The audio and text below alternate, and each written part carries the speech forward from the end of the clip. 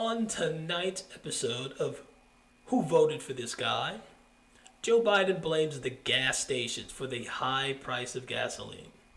Let's talk about it.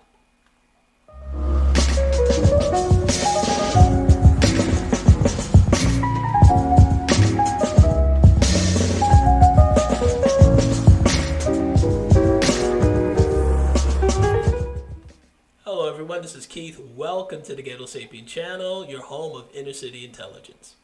So Joe Biden has run out of people to blame. He started from the top, I gotta give him that much. He started with Russia, who's actually an oil producer. Then he worked his way down to the gas companies. His latest, he's blaming the gas station owners. And he's just probably one more step away from just blaming the gas consumers, just getting mad at you for putting expensive gas in your tank. He's blaming everybody but himself. And what I don't understand is how he's able to blame anyone anyway. During his campaign, when he ran for office and during the primaries, Biden said several times, he was on record, you can look it up yourself, where he said he wanted to end fossil fuel production here in the United States. No more drilling, no more coal, no more nothing. He said that more than once. He said that a couple of times when he was on the trail and not in the basement of his home in Delaware. He promised, and promises made, promises kept, baby. He's stopping domestic oil drilling. Prices are going up. We're almost at $5 a gallon. So this is the one campaign promise that Biden came through on, and he doesn't even want to take credit for it. Isn't that amazing? He wants to give credit away to Russia, the oil companies, and now the gasoline. Now he wants to give it away to the gas station owners on top of it. I, for one, think that's quite generous for him to want to give away his biggest campaign promise to someone else. But I think he should really have the balls and just admit this is what he wanted all along. I think everyone knows this is what the Democrats wanted all along, high gas prices to force us to use renewables, whatever that is, or they just call it a transition now. We're transitioning away from oil and petroleum products. To what? No one ever asked that question. We're transitioning where? How's it going to work? How long is it going to last? Is it going to be a transitory transition like inflation was transitory? Or is it going to be one long, grueling grind until they force us to buy electric cars? They're not saying. And again, no one's really asking them questions much at all. But things are falling apart pretty quickly for Joe Biden. So bad that even Jeff Bezos wanted to do an Elon Musk, doing his worst Elon Musk imitation, trying to jump in and criticize Joe Biden. And what was he criticizing? One of Joe Biden's latest tweets. And that's what this is about, really. Joe Biden blaming the gas station owners who, they only make up 60% of all the gas stations out there, the ownership. So most of the gas stations you go to are owned by a single person, like a couple or a family. They're not owned by Exxon or Texaco, the big oil companies. It's a franchise like McDonald's. So Joe Biden's tweet is really callous when you think about it. So it says, my message to the companies running gas stations and setting prices at the pump is simple. This is a time of war and global peril. Bring down the price you are charging at the pump to reflect the cost you're paying for the product, and do it now. How do you know that's not what they're doing already? Because you've done everything to run up the cost of gas, so they're going to charge more because they're paying more for the gas. Most of these gas station owners, they're not making a ton of money off of the gasoline anyway. If you notice, if you're old like me, you might remember when gas stations didn't sell diapers, corn, popsicle sticks, hot dogs, and whatnot, and paper towels. Gas stations sold gasoline, and there was a tow truck to tow your ass in to try and fix your car. That was it. You could barely buy a stick of gum at a gasoline station. Now gas stations are starting to look like Whole Foods on top of it. Well, at least the prices are. So that should be an indication that they're not making much money off of the gas. They're making money off of the products they sell inside the gas station. It's just like movie theaters, right? They're not making money off of Star Wars 12 or whatever the hell. That's just to get you to come in and pay like $45 for a popcorn, and and a corn dog or something like that. They make the money at the concession stand, and it's the same thing with the gas station. So, again, Joe Biden's just simply out of touch. He does not understand capitalism. He hasn't worked in a private industry ever. So if his son can't take advantage of it and make them millions of dollars, Joe ain't interested in you and your company.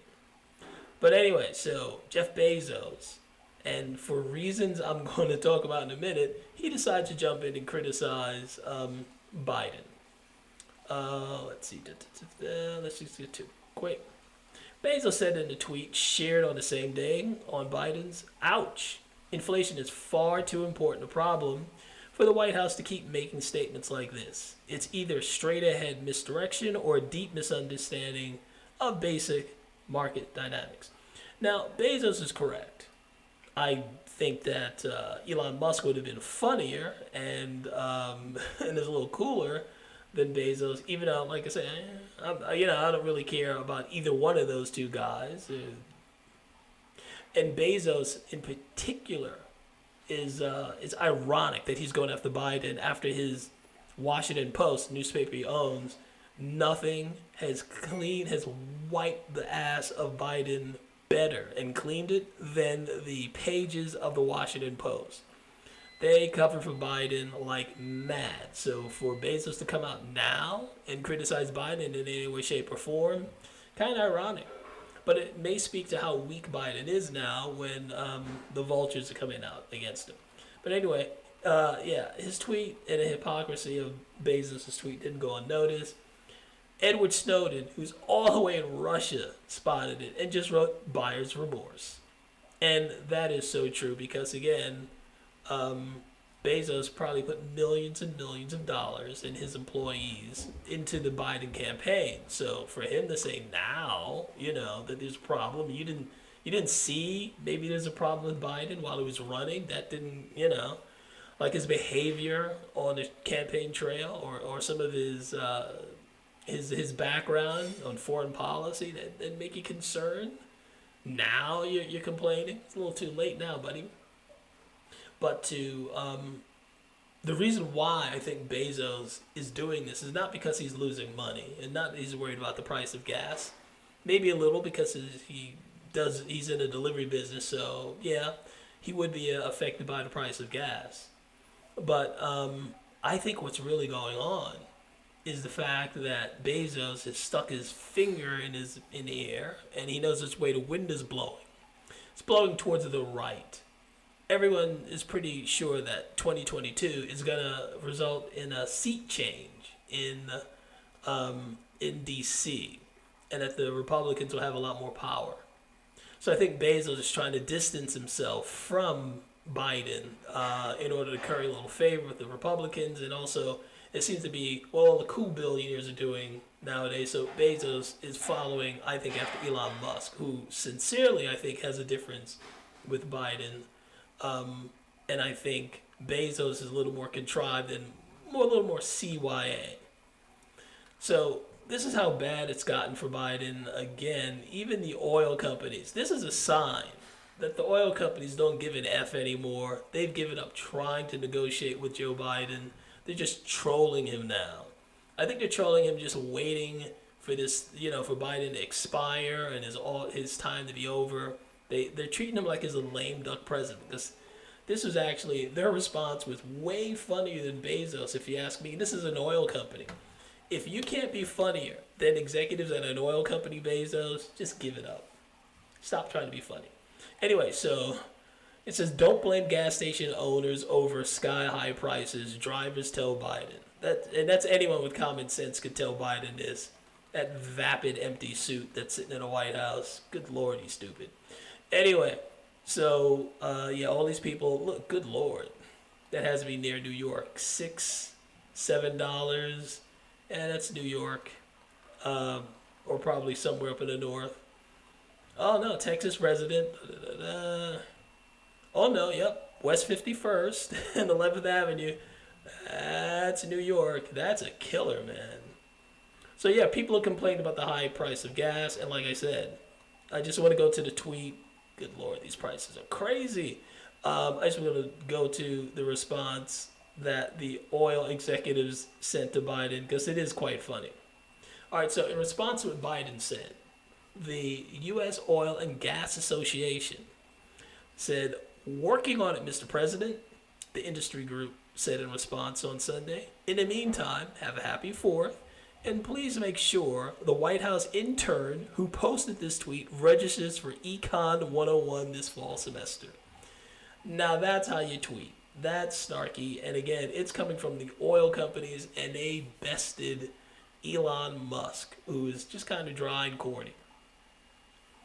But that speaks volumes when the oil company and they're not afraid. The entire group of the oil association is ripping into Biden's, suggesting one that he didn't even write his own tweet, that he's too stupid or just too brain dead to write it himself. So they're not hiding it anymore. There's a lot you could say in a joke that you really mean, and they really mean that Biden's just not all there. They're not expecting him to write his own tweets. And the other thing is, it just shows a lack of an understanding of economics. They see Biden as a lame duck president. Simply put, his first term is done. No one's expecting Biden to make it past 2024. And again, I think the oil and gas companies have just given up on negotiating with Biden. It doesn't make any sense to really sit down with him because whatever deal you make is going to be good for just 2 years. And oil companies have to think on a much longer time scale than Biden's got in office. So I think at this point, you're just going to just mess with him. What else they got? He's going to go to Saudi Arabia if he hasn't already by the time of this. And I doubt if it will do anything, because the Saudis, I think, are pretty much maxed out on what they can produce anyway, and they have no incentive on helping Biden, who is friends with Iran, and that's one of the greatest enemies of the Saudis. So they're just gonna. Biden's got no place to go, so there's no one left to blame, and that's not going to give Biden much of a. I don't see him catching much of a break between now and 2024. Unfortunately, we're not getting much of a break either. Hopefully, when the Republicans, if they take over in 2022, they take over the House and the Senate, maybe they can kind of slow Biden down. I don't really have that much faith in the Republican establishment because they're kind of weak themselves. So maybe they just kind of slow him down instead of grinding him to a halt. If we get some younger, more independent-minded Republicans in there, maybe they could actually stir some stuff up and put the Democrats on defense instead of always responding to the Democrats. The Republicans need to start putting some fresh ideas out there of their own, defend them, knock the Democrats back on their heels, and get this country moving in the right direction. Well, that's just my opinion. What's yours? Like, share, subscribe, and comment. Yeah, I'm just getting this all out of order. All right, everyone, that's it.